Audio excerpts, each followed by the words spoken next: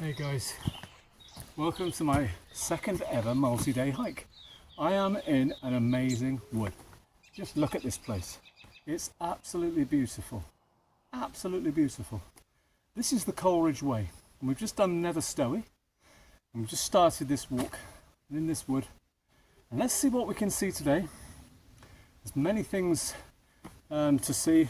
I'm planning to get to Alfoxden later, and then hopefully the views should go up.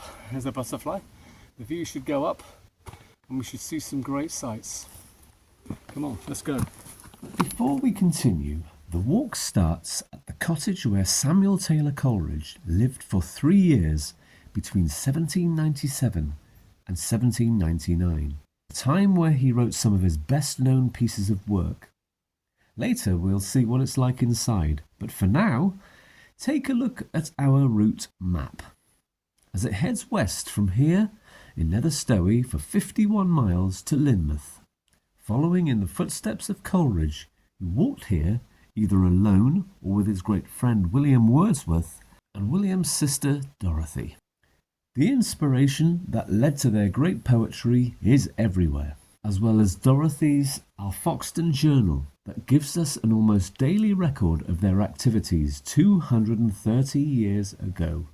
On the many entries that Dorothy Wordsworth made in her journals, she spoke about the endless times her and her brother visited Coleridge from her place at Alfoxden to Nether Stowey. The everyday things Dorothy spoke of while walking these woods we can experience too. She reminisces the summer singing of birds and the hum of insects, that noiseless noise which lives in the summer air. She once sheltered under the hollies during a storm, and noticed the ivy twist round the oak like bristled serpents.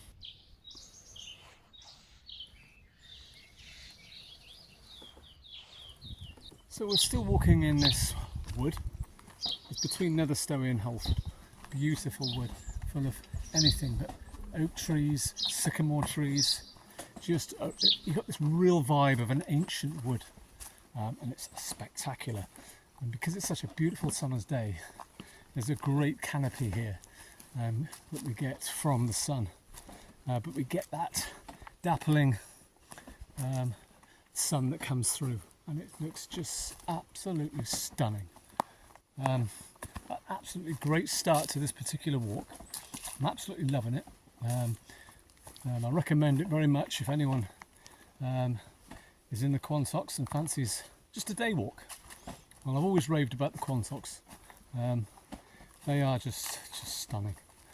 And you know, you can hear just the odd bird here and there, the odd plane here and there.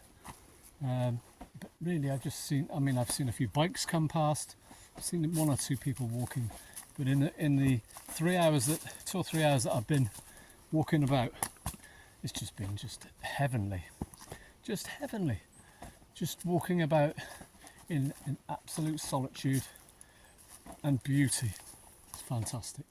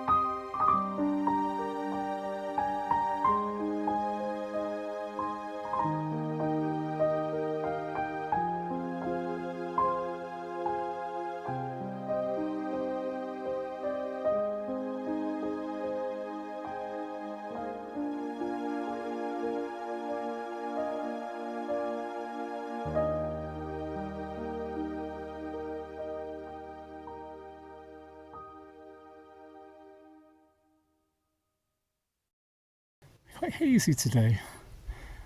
We can just about see the Welsh coast and Bristol Channel.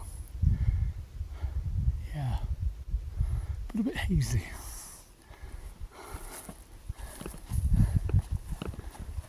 A little further on, we see the results of swaling. It's the most effective way to reduce growth, as mountain ash and silver birch self-sow among the heather.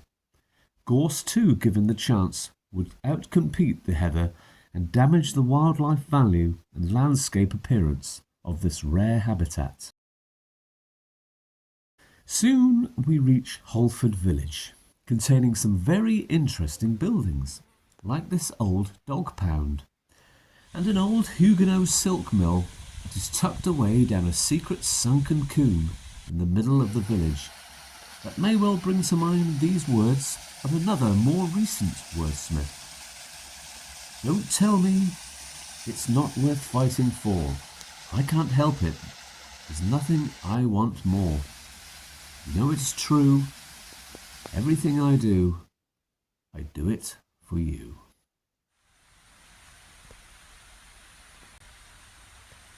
A short walk later, and we make it to Alfoxden House, built in the 18th century, where William and Dorothy Wordsworth rented the property for a year from July 1797. Here is where Dorothy composed her journals of her various activities, but by far it contains her regular walking of the 3 miles to visit the Coleridges back in Nether Stowey, where today you can freely visit and walk around the cottage. And although it has been significantly altered since the days of Samuel and Sarah, you get a flavour of the domestic life circa 1790s. There are details of what they likely grew in their garden, and spices to complement, and pies that Sarah prepared and took down to be cooked at the local baker's ovens. Seems lovely, but Coleridge called the cottage a hovel, as it was apparently infested with mice.